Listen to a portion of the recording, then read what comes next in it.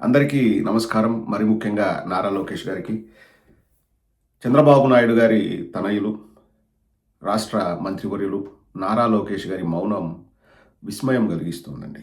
అంటే సెలెక్టివ్‌గా నేను స్పందిస్తాను, పరిపాలన నేను చేసేది లేకపోతే నా దగ్గర అధికారం ఉండేది కేవలం మా వాళ్లకు మంచి చేయడానికి మాత్రమే, మేము జబ్బలు చర్చుకోవడానికి మాత్రమే, గొప్పలు చెప్పుకోవడానికి మాత్రమే అన్నట్లు వారి వ్యవహార శైలి ఉంది.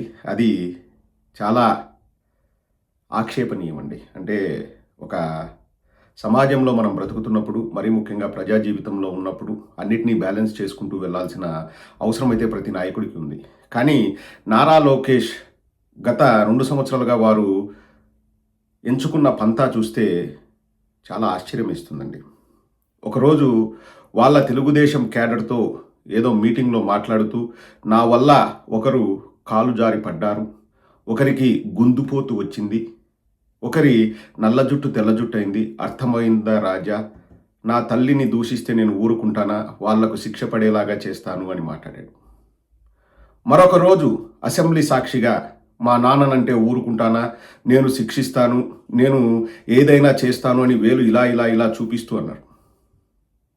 అదే నిండు సభలో అంబటి రాంబాబు గారిని కూడా దూషించారు కదా, అంటే తీసుకురండి, ఎవరినైనా దూషించారని మాకు ఆధారాలు చూపిస్తే వాళ్ళపైన తక్షణమే మేము చర్యలు తీసుకుంటా ఉన్నారు. వందనాదేవి గారిని ఇంతవరకు ఒక్క మాట కూడా మాట్లాడలేదు, ఆమె పైన కేసు లేదు, ఎటువంటి చర్యలు లేవు. ఇక్కడ మనం గమనిస్తే గత సంవత్సర కాలంగా జరిగిన ఇష్యూస్ని ఒకసారి తీసుకుంటే, అర్సా క్లస్టర్స్ మీద వివాదం చెలరేగినప్పుడు 1.5-2 నెలలు నారా లోకేష్ నోరు తెరిచింటే ఒట్టు. డిసెంబర్లో ఎక్కడికి వెళ్ళారు మీరు, మీ తండ్రి గారు అంటే ఇంతవరకు నోరు తెరవలేదు నారా లోకేష్, నోరు తెరిస్తే ఒట్టు.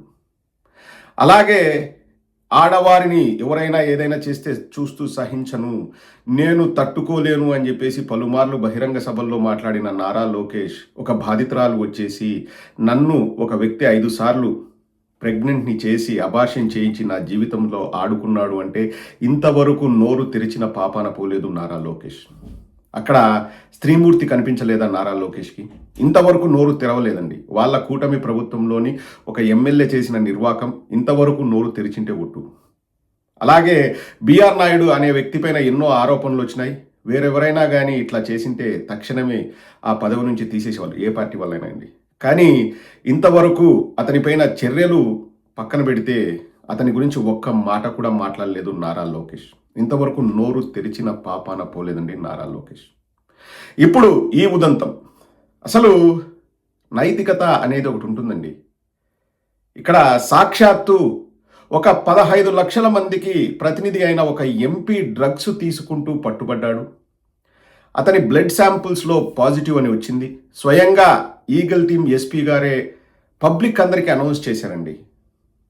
కానీ నారా లోకేష్కి వినపడకపోవటం కడు శోచనీయం. ఇంతవరకు చర్యలు లేవండి.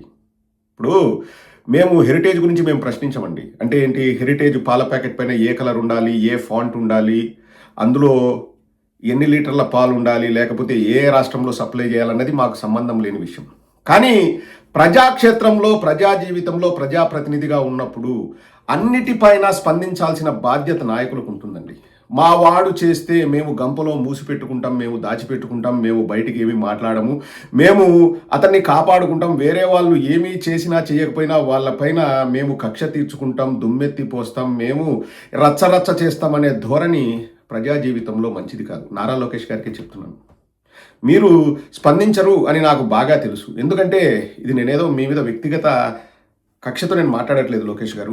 గత 2 సంవత్సరాలుగా మీ చర్యలు చూస్తే అందరికీ అర్థమవుతుంది. వైఎస్ఆర్ కాంగ్రెస్ పార్టీ వాళ్ళపైన 1250 కేసులు బనాయించి సోషల్ మీడియాలో అండి వాళ్ళు వీళ్ళు గొడవలు పడితే, తెలుగుదేశం వాళ్ళపైన ఒక్కటంటే ఒక కేసు ఉండదు.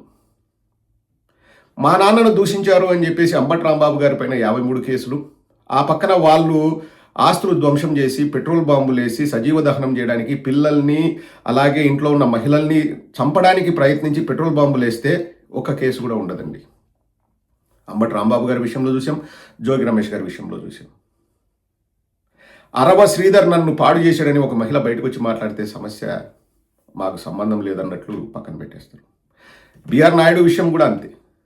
సో నారా లోకేష్ గారు, మీరు అనుకుంటా ఉండొచ్చు నేను కళ్ళు మూసుకొని పాలు తాగుతున్నాను, ప్రపంచం ఎవరు చూడట్లేదు అనుకుంటే అది మీ పొరపాటు మాత్రమే.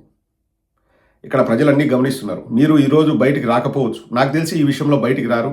ఏదో తూతు మంత్రంగా షోకాజ్ నోటీసులు ఇచ్చాము, లేకపోతే ఇంకోటి ఇచ్చాము, అవి ఎందుకు పనికిరావండి. ఎందుకు పనికిరావా షోకాజ్ నోటీసులు, లేకపోతే చర్యలు తీసుకుంటాం. ఇప్పుడు కమిటీ వేశారు, అరవ శ్రీధర్ విషయంలో కమిటీ వేశారు, 50 రోజులు దాటింది. ఏం నిర్ణయం తీసుకుందండి కమిటీ నిర్ణయం తీసుకోదు. అతను మళ్ళీ బయటకు వచ్చేసి ఎక్కడో నిన్న రూపానంద రెడ్డి గారిది ఏదో ఒక గృహప్రవేశమో ఏదో ఈవెంట్కి పక్కన ఉన్నాడు, మళ్ళీ పబ్లిక్ లైఫ్లోకి వచ్చేసాడు. సో ఎవరు కూడా పట్టించుకోరు, అయిపోయాయి. అంటే ఏదో కమిటీ వేసినాం తూతు మంత్రంగా. నేను అనేది నారా లోకేష్ గారు ఆ ఇంటెన్సిటీ ఎక్కడికి వెళ్ళింది? నన్ను చూసి ఒకడు బాత్రూంలో కాలు జారి పడ్డారు, ఒకరికి గుందుపోతు వచ్చింది, నల్ల జుట్టు తెల్ల జుట్టు చేసి అర్థమైందా రాజా, మహిళలను ఏదైనా అంటే నేను ఊరుకోను, నా బ్లడ్ బాయిల్ అవుతుంది, మహిళల్ని కాపాడుకోవాలి, ఇన్ని మాటలు మాట్లాడతారే. మీ వాళ్ళు ఏదైనా తప్పులు చేస్తే ఎందుకు మౌనంగా ఉంటారు? నిజంగా విస్మయం కలిగిస్తుంది నారా లోకేష్ గారు. మీ మౌనం విస్మయం కలిగిస్తుంది. నాకు కాదు, రాష్ట్ర ప్రజలందరికీ. ఇక్కడ మీరు ప్రజాక్షేత్రంలో ఉన్నారు, గుర్తుపెట్టుకుని నారా లోకేష్ గారు. మీ సొంత వ్యాపారాల్లో, మీ సొంత వ్యవహారాల్లో అయితే ఎవరు చూడట్లేదు, నాకు ఇష్టం వచ్చినట్టు నేను చెలరేగిపోతా, ఇష్టారాజ్యంగా నేను వ్యవహరిస్తా అనేదానికి ఆస్కారం ఉంది. కానీ ప్రజాక్షేత్రంలో అట్లా కుదరదు కదా. మా వాళ్లకు మాత్రం నేను అండగా ఉంటా, మా వాళ్ళు తప్పు చేసినా ఒప్పు అంటాను, కానీ అవతలుడు తప్పు చేయకపోయినా నేను తాట తీస్తాను, సునకానందం పొందుతాను, అర్థమైందా రాజా అని చెప్పేసి బయటకు వచ్చేసి జబ్బలు తెచ్చుకుంటాను, నేను ఒక గొప్ప హీరోలాగా మా తెలుగుదేశం వాళ్ళ ముందు ప్రొజెక్ట్ అవ్వడానికి నేను ప్రయత్నిస్తాను అంటే జనాలు అన్ని గమనిస్తూ ఉంటారు. నారా లోకేష్ గారు అనంతపురం ఎమ్మెల్యే జూనియర్ ఎన్టీఆర్ గారి తల్లిని ఘోరంగా తిట్టారు, ఆ ఆడియో రికార్డింగ్స్ బయటకు వచ్చాయి, నాతోనే మాట్లాడారు అని మాట్లాడిన అవతల వ్యక్తి కూడా బయటకు వచ్చేసి పబ్లిక్లో చెప్పారు. కానీ ఏమి చర్యలు ఉండవు. మళ్ళా ఏదో అందరినీ కలుపుకొని ఏదో మీటింగులు పెట్టి భోజనాలు చేస్తారు కదా, అతన్ని కూడా పిలిపించి వాళ్ళ కుటుంబంతో పాటు కూర్చొని భోజనాలు చేసి పంపించారు నారా లోకేష్ గారు. నారా లోకేష్ గారు, మీరు ఎంచుకున్న పంతా చాలా తప్పు అండి, చాలా చాలా తప్పు.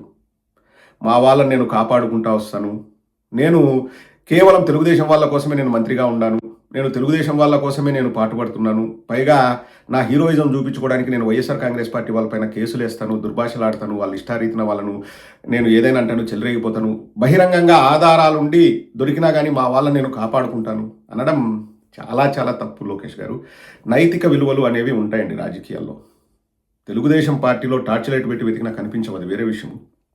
ఒక ప్రజాప్రతినిధి డ్రగ్స్ తీసుకుంటా ఏమి సందేశం ఇస్తున్నాడండి పబ్లిక్కి? ఒక ఎమ్మెల్యే ఒక అమ్మాయికి 5 సార్లు అబార్షన్ చేసి ఏం సందేశం ఇస్తున్నారండి పబ్లిక్కి? వాళ్ళు ఇంకా ప్రజాప్రతినిధులుగా కొనసాగుతున్నారు, అది ఆశ్చర్యకరం. ఏ మాత్రం నైతిక విలువలున్న టీడీపీలో వెంటనే ఎంపీ పదవికి రాజీనామా చేసి, మీకు అతనిపైన విశ్వాసం ఉంటే మళ్ళీ అతన్నే పోటీకి నిలబెట్టండి. ప్రజలు ఏ తీర్పు ఇస్తారో ప్రజల తీర్పుని గౌరవిద్దాం. కానీ ఏమి ఉండదండి, చర్యలు ఉండవు. ఏదో షోకాజ్ నోటీస్ అంటారు, తూతు మంత్రంగా. ఇంకా చూడండి, అంటే ఇది సోషల్ మీడియా యుగం కదా, నెక్స్ట్ ఏదన్నా వేరే ఇష్యూ వస్తుంది, లేకపోతే డైవర్షన్ పాలిటిక్స్ అర్థం, ఇది మర్చిపోతారు అనే ధోరణిలో వాళ్ళ ప్రవర్తన ఉంది. నారా లోకేష్ గారు, మీరు ఎంచుకున్న పంతా చాలా తప్పండి. ఇప్పుడు ఎవరైనా నారా లోకేష్ గారి గురించో లేకపోతే వాళ్ళ పరిపాలన గురించి ఒక మాట మాట్లాడితే వాళ్ళ కార్యకర్తల్లో ఉన్న ఫీలింగ్ ఏంటంటే, ఈ కింద కామెంట్ సెక్షన్లు కూడా వస్తాయి చూడండి, ఆశ్చర్యపోవాల్సిన అవసరం లే. నువ్వు రారా, నిన్ను జైల్లో వేస్తాం, నువ్వు రారా, నిన్ను పట్టుకుంటాం, నిన్ను శిక్షిస్తాం, నీ ఆస్తుని ధ్వంసం చేస్తాం, నీ క్యారెక్టర్ అసాసినేషన్ చేస్తాం, మీ ఇంట్లో ఆడవాళ్ళ గురించి మాట్లాడతామని చెప్పేసి మాట్లాడతారు. అంటే అటువంటి భావన కల్పిస్తున్నది ఎవరండి? ఎవరు అటువంటి భావన కల్పిస్తున్నారు? ఒక బాధ్యత గల పౌరుడిగా నేను ఏ రోజు కూడా అవతల వాళ్ళను నేను అరే ఒరే అని మాట్లాడలేదు, మరి ముఖ్యంగా కార్యకర్తల్ని. కానీ ఆ పక్క ఉన్న కార్యకర్త నేను ఏదైనా చేస్తే నువ్వు రారా, నిన్ను జైల్లో పెడతారు, కుళ్ళబొడుస్తారు, మీ ఇంట్లో ఆడవాళ్ళను ఇది చేస్తారు, అది చేస్తారు అని ఇంట్లో ఆడవాళ్ళని తిట్టడము, క్యారెక్టర్ అసాసినేషన్ చేయడము, నీకు శిక్ష పడుతుంది అంటే చట్టాలని చేతిలోకి తీసుకోవచ్చు, నారా లోకేష్ నేర్పించాడు అని చెప్పేసి వాళ్ళ భావన. ఒకసారి ఆలోచించండి నారా లోకేష్ గారు. ప్రజాక్షేత్రంలో ప్రజా సమస్యలపైన పోరాడుతూ ప్రశ్నిస్తే జైలుకు పోతారు అనే ఒక కల్చర్ను మీరు మొదలుపెట్టారు చూడండి, అది చాలా చాలా డేంజరస్ గేము, అది చాలా చేటు సమాజానికి. అదే మా వాళ్ళు చేస్తే ఎంత పెద్ద తప్పు చేసినా నేను కాపాడుకుంటూ వస్తాను, నేను వాళ్ళ గురించి ఒక్క మాట కూడా మాట్లాడనని మళ్ళీ మీరే ప్రజలకు చెప్పకనే చెప్తున్నారు చూడండి, అది ఇంకా డేంజరస్ గేమ్. నైతిక విలువలు అనేవి మీ ప్రభుత్వంలో, మీ పార్టీలో దుర్బుని పెట్టి దేవులాడినే కనిపించవు. మీరు ఈరోజు సమర్థించుకుంటారు, పుట్టా మహేష్ను కూడా సమర్థిస్తారు, మీకు ఆ శక్తి ఉంది. కానీ ప్రజలన్నీ గమనిస్తున్నారు, ప్రజలు చాలా చైతన్యవంతులు, తెలివైన వారు, ప్రజలన్నీ గమనిస్తున్నారని నారా లోకేష్కి చెప్పాలన్నదే నా ఉద్దేశం. Thank you.